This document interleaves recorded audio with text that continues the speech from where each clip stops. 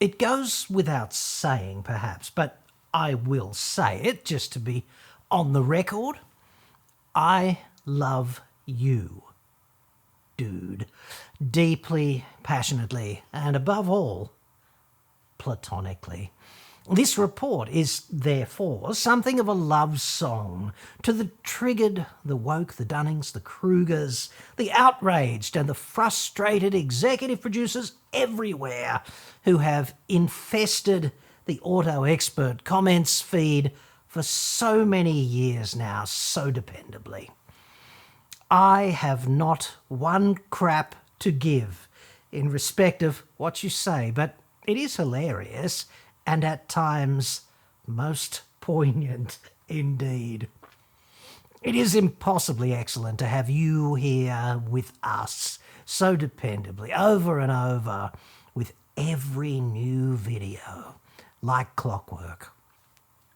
This one is for you.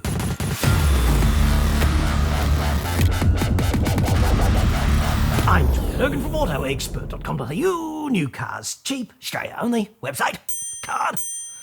When I saw the following comment from Mike Plate protruding suggestively from the anus of the aggregated YouTube comments feed this morning, dude, the TP in my trousers told me we were well overdue for a reacting to your comments video. And it is very seldom wrong, I note. If your TP talks, the least you can do is listen. Should have died on this video. Cringy old guy makes multiple erroneous claims on a product he knows very little about. Well, thank you so much, Mr. Plate, for being so delightfully triggered. Was it something I said about Tesla's most recent small genitalia billboard, otherwise known as the cyber urinal? I'll have you know that although I was not wearing trousers at the time and still am not, I did not in fact touch any of my erroneous zones for that report, which is a dangerous precedent now that I think about it, and nor did anyone else. Not for that report. In the spirit of reciprocity, I have therefore entitled your comment, "Insufferably virtuous electric Jesus worshipper fails to repudiate a single claim made in a report using facts, most probably because he was given a medal just for turning up every day at school." BLUETTI has just released 3 new portable power stations, the AC200L, the AC70, and the baby in the range, the AC2A. BLUETTI's Christmas sale is on now until the 31st of December. BLUETTI portable power stations combine super stable lithium iron phosphate batteries with a high quality pure sine wave inverter and a range of power in and out options. Today I want to talk to you about the AC2A. It'll pump out 300 watts of continuous 240 volt AC output, and the energy storage is 204 watt hours. That's more than 2 5 amp hour 18 volt power tool batteries, if you want to put it in perspective. So, if you're glamping, it's enough to run a small blender or even an electric blanket for a couple of hours, or it'll keep your laptop going off the grid for 2 to 3 hours. You get 240 volts AC out, plus USB-A and high-power USB-C, as well as a 12-volt DC outlet. Standard power point to recharge, you'll get to 80% in 45 minutes from dead flat. Alternatively, you can feed it solar from a BLUETTI panel as well. Plus, you can charge as you drive from the car's cigarette lighter. It's highly portable at just 3.6 kilos, and the discount is huge right now. Total cost is going to be $369. That's during the sale, which is a saving of $130. I'll put a link in the description. I've used heaps of BLUETTI products. They've all been great. The new AC2A is the same quality, just in a smaller form factor. It's the perfect central power hub on a family camping trip, or if you've got an older car and you wish it offered USB out and a bit of 240 to run a power tool, battery charger or something.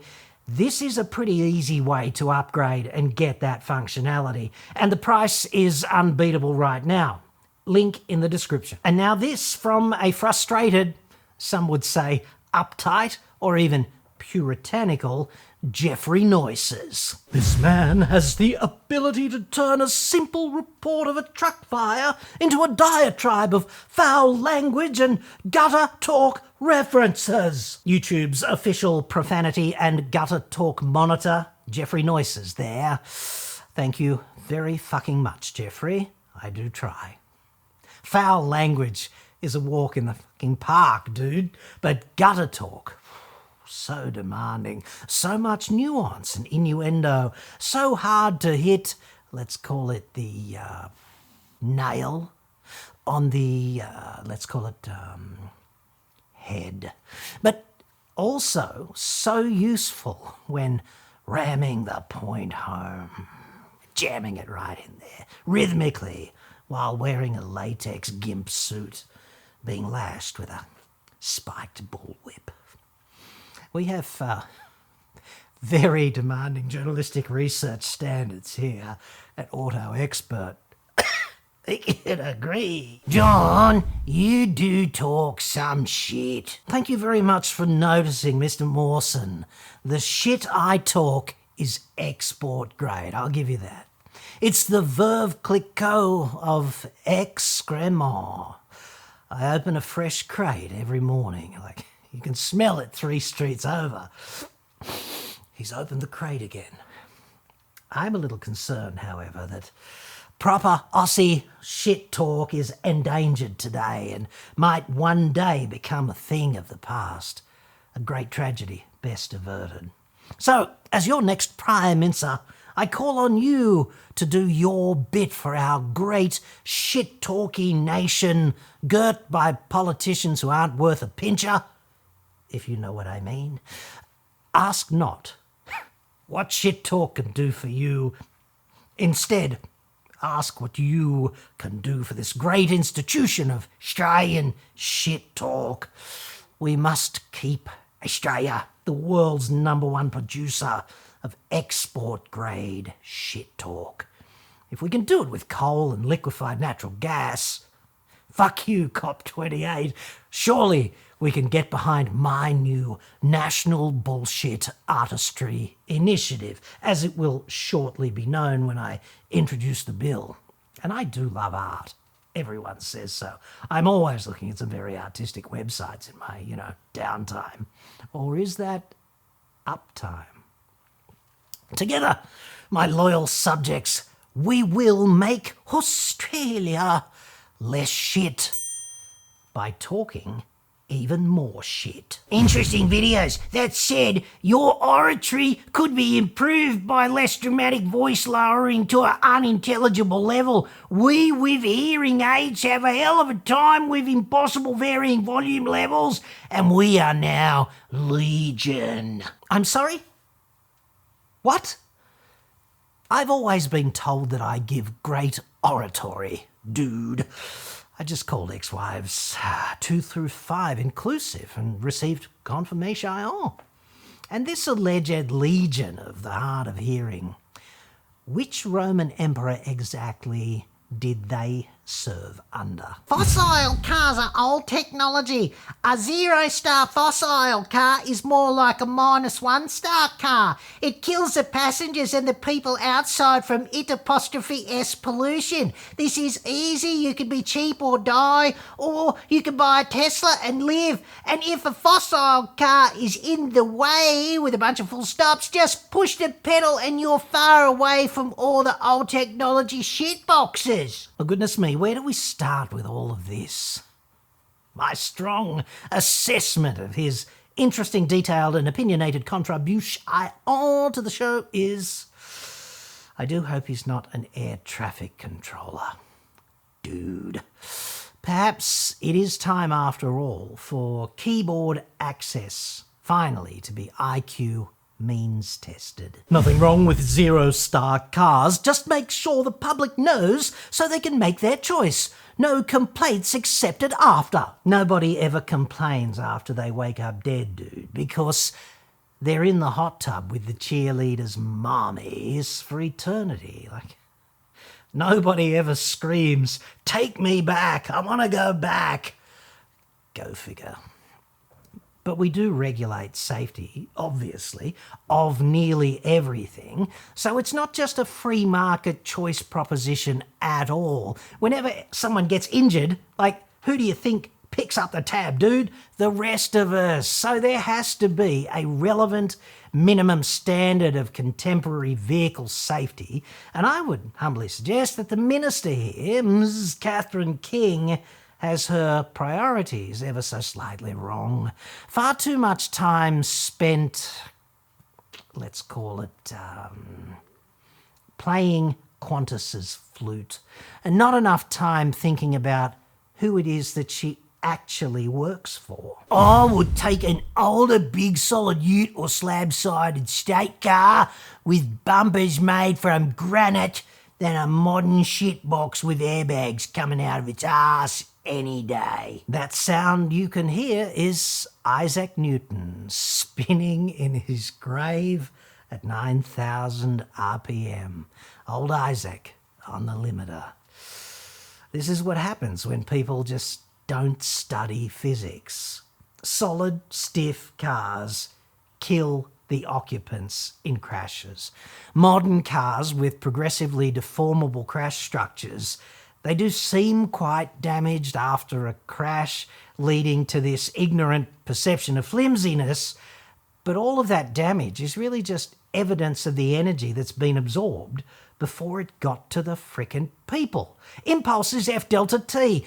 Deformable bits increase delta T, thus reducing F. And the cheerleaders' mommies will have to wait another day for the pleasure of your company. That thing where people should not have pubic hair is just weird and pervy. Declan there says weird and pervy like it's some kind of bad thing.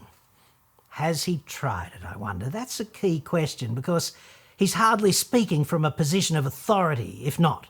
Like, I assume that he is still rocking the full Neanderthal bush, carrying it around every day, lugging it from meeting to meeting endlessly. Then there's the shampoo, the conditioner, the blow dry, whatever. But what is he actually using it for, dude? I do hope it's not sort of mopping the floor. The modern man's pubic pruning possibilities are endlessly awesome, I think you'll find. With a bit of creative sculpting, you can decorate upstairs in 100 bespoke ways, the better to express yourself, and then you can just rock with a pair of dead smooth twins. It's awesome. My preference is to paint some horns on the hood, because nothing screams boss hog in town quite like an ostentatious set of horns upstairs on the hood. Plus, it improves aerodynamic efficiency and power-to-weight ratio, convective cooling, and imagine being able to walk without rustling from A to B. 1 year later and Tesla semis are nowhere to be found. No one will buy them. Frito-Lay is completely mum given how useless the truck is. A small piece of advice: men, especially self-proclaimed guru studs, should not emoji. It's not a dude thing. Imagine if you were walking down a hill in the Middle East, right, thousands of years ago, and a bush, not the kind we were, just discussing, an actual bush with photosynthetic proclivities, just caught fire and spoke to you, revealing the one truth, that cars would one day be fully autonomous in just 6 to 12 tantalising months, that you'd be able to catch the Hyperloop to Bethlehem any day now for a special event, that there will be a base on Mars in 10 years full of virtuous sandal-wearing twats just like you. Do you think someone would perhaps jot all this down in a big book designed to keep people of a certain disposition under control, lest they burn in the eternal nightmare hellscape of lithium-ion thermal runaway while listening to a mad billionaire attempting to sound cool on Joe Rogan's podcast. I think humans would be sort of way too smart ever to swallow something quite that preposterous.